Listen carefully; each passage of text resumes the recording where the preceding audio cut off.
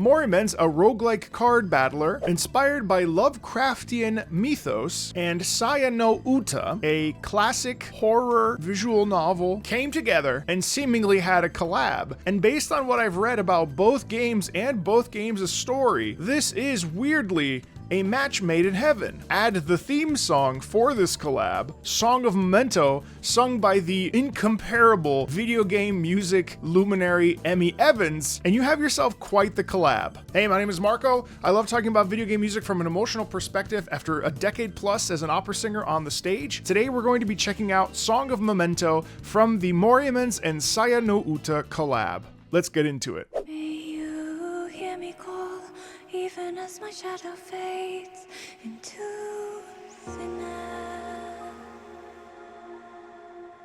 Will you hear me call your name into the void for you?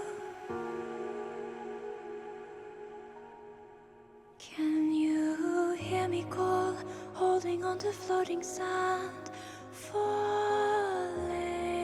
from my hands? Even if forgotten, I'm still here. Time's long drifting flow, wandering all alone, caught in undertow, nowhere I could go. Waves floating snow, I think they would go, opening stars untold in darkness that unfolds. Feathers falling slow, will we ever hold one drop of love so pure and so true? Only one reason why seeds will grow. Tears and feathers know, searching all Excellent along. crescendo here. We're building to something here over the last minute and change.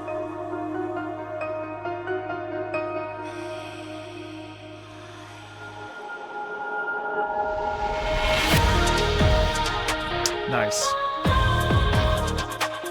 All right, I wanted to see where it went. This is really interesting. You know, Morimen's is a fascinating little game that has gone through a lot and is really intriguing game experience. And they've, secured funding and been able to keep the game afloat and keep the game going. And there's a lot of transparency between the devs. It's a very small team, the devs and the players. And then, of course, Saya no Uta, which I've read the description of, which is an extremely twisted visual novel, very much leaning into that horror element. This is an interesting track in that it defies my expectations a little bit for what I thought we were going to get, because I thought we would get something a little bit heavier, but instead what we end up getting is something that's actually extremely intimate. Now, Emmy is a wonderful person, a dear friend, and she has this incredible ability to really lean into that microphone and use this subtlety and this like very supple, very airy sound that is extremely evocative. Now, of course, Emmy has a way of this that is so signature to her voice, and this song is written really well, and it fits Emmy's voice incredibly well. What's also really appealing to me about this song is the fact that it isn't bombastic and that it takes a minute and a half to get to any sort of a build-up, and it does so extremely naturally. When the song starts, it is incredibly quiet, right? It's basically hushed whisper tone. There's almost no tone. There's no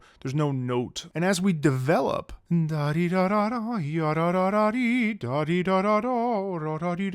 feels more like it's a song specifically for you, the listener. The song is about, whatever it is about, but it feels as though it's directly speaking to us because of the inherent candidness within that hushed whisper tone. And as we go up, that feels like it's like trying to tell you something. It's trying to reach a hand and say, hey, no matter what is going on, I have something I need to share with you. And so there's a bit of urgency in that,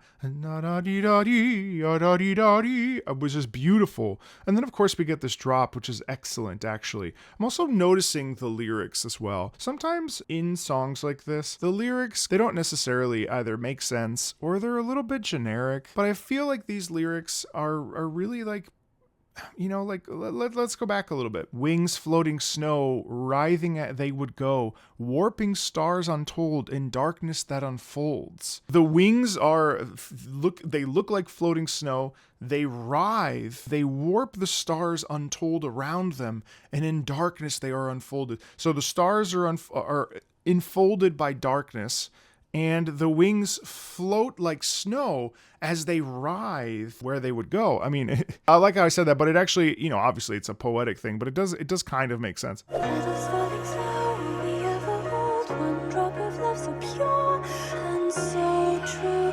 Only one reason why seeds will grow. Tears and petals know, searching all alone in the world below that sound. But do you hear how there's like a pull in that? Now it's just the repetitive pattern, but there's a pull in that, which I think is extremely effective. Tears and petals know, searching all alone in the world below, the sound won't let go. It's saying like, hey, this is really important. You gotta hear this. I actually love this section. Let go. And notice too how Emmy's voice is never changing. There's boom, boom, boom, boom, boom. There's no deviation. There's no excessiveness. It's all very measured and calculated in her voice. It's all ethereal, angelic. There's this quality in it of breath and of amazingly warmth in that sound as well. Da-dee-da-da-dee. This excellent whisper. Here we go.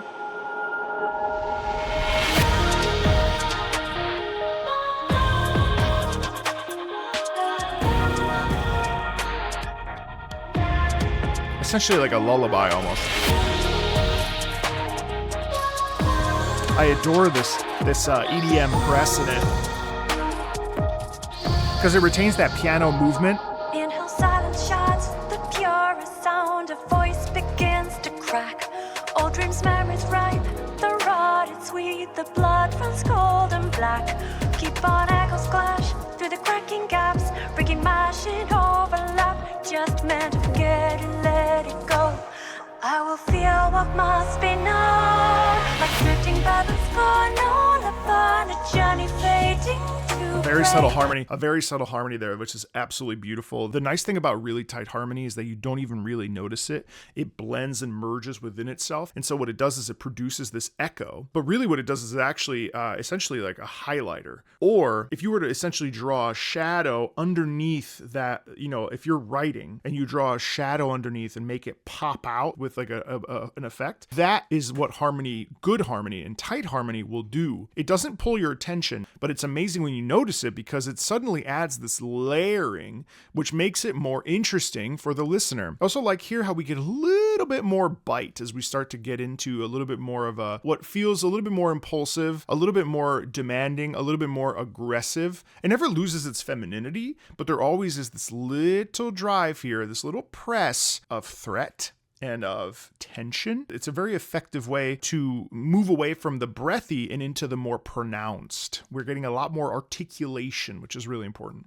shadows melting slow beyond the morning to the haze gone astray. A voice is calling true, drama fades away, go far away. And I think the lyrics, the melody, drawn by fate to where we go far away. Ba bi ba da ti da ti ta ti. That's more pronounced than what we had before. Da da di da di da di da di, which is just going up in the scale, right? This is ba da di da di ba bi ba ba. So it shifts slightly and it changes the impetus because it shifts. Away, wandering on and on, phantom. And we slow down.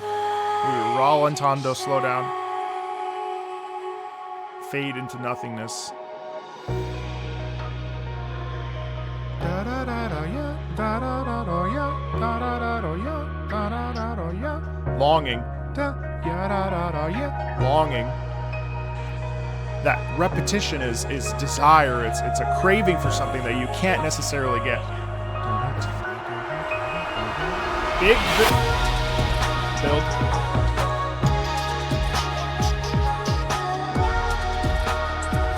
The vocalization without lyrics is excellent.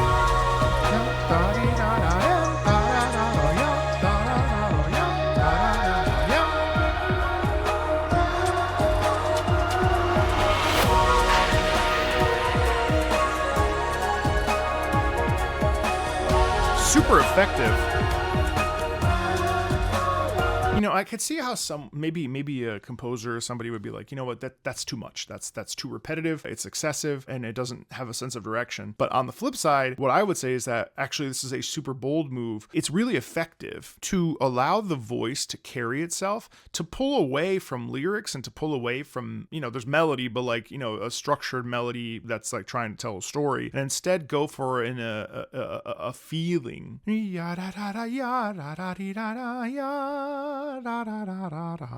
Having the piano do its thing and have this ethereal quality with the reverb and everything, while the voice is essentially singing this, like, you know, essentially just vowels, just vocalic la la la la la's, is a really cool bold move because it still places us within the stuff that we heard before with the lyrics and with that more prominent melody.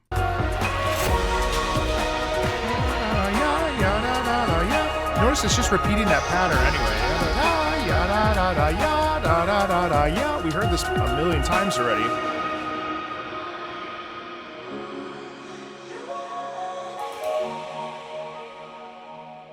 May I call your name? There's a seeking out.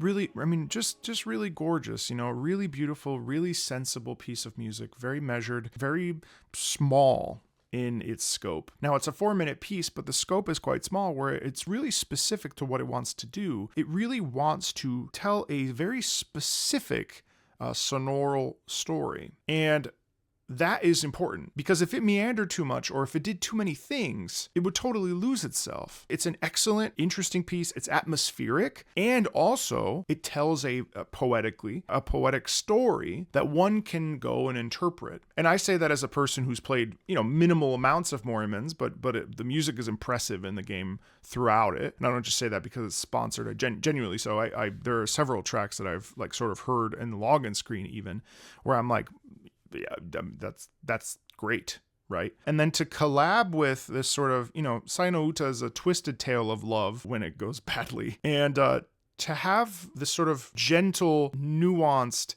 almost innocent feeling of desire and connection, which can turn south depending on the situation, is really interesting. And it fits the Morimen's ethos unbelievably well. And it's great that this team is getting collabs like this with, you know, a super prominent and important visual novel that many people know. There's probably tons of crossover too with those people and the folks that would play Morimen. So it's amazing. You know, and frankly, I think you could check it out yourself. You know, you may really like Morimens. You know, the card battler stuff is really fun, and it never gets boring, to be honest. The character aesthetic is amazing. You know, the plot itself is easy to follow and it makes sense, and it's a very enjoyable experience. It's dark. It's got that, you know, Lovecraftian vibe is very present, and I really love the aesthetic of it. So definitely check it out. There's a link in the description if you want to. Thanks so much, and I'll see you later.